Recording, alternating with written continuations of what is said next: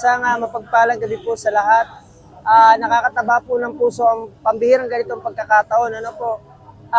Ako po bilang isang mamamayan sa unang distrito ng Batangas at ang akin po mga kasama na nakikita nyo naman po rito, kami po ay titigil dito po sa Liwasang Bonifacio hanggat ang ating pong panawagan na magkaroon ng transparency sa gobyerno ay kami po ay patuloy na mananatili dito po sa Liwasang Bonifacio. Hanggang kailan po kayo mananatili? May instruction na po ba sa inyo? Ang amin pong pagtigil dito ay depende po sa kung ano po ang magiging sitwasyon ng ating pong gobyerno sa paglaban po ng bawat isa. Sa totoo lamang po, ang pinaglalabang ito ay hindi lamang sa unang distrito.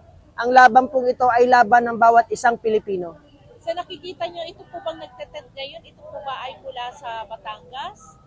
Opo, ang lahat po ng ito ay galing po sa lalawigan ng Batangas na kung saan kami po ay nakakaranas ng korupsyon sa ating gobyerno na masasabi nating isang sindikato na sila na lamang ang nakikinabang na dapat ay sa taong bayan. Bali, ilan po lahat ang pamilyang nandito po? Galing sa Batangas po, mga sakop niyo. Kami po na mga voluntaryo na naririto ay humigit kumulang nasa 200. Baka kami po ay paragdag ng padragdag. Ano po, gawa po ng ating pong mga kababayan ay naniniwala sa mga adhikain na amin pong ipinaglalaban. Maraming salamat po. Maraming salamat po.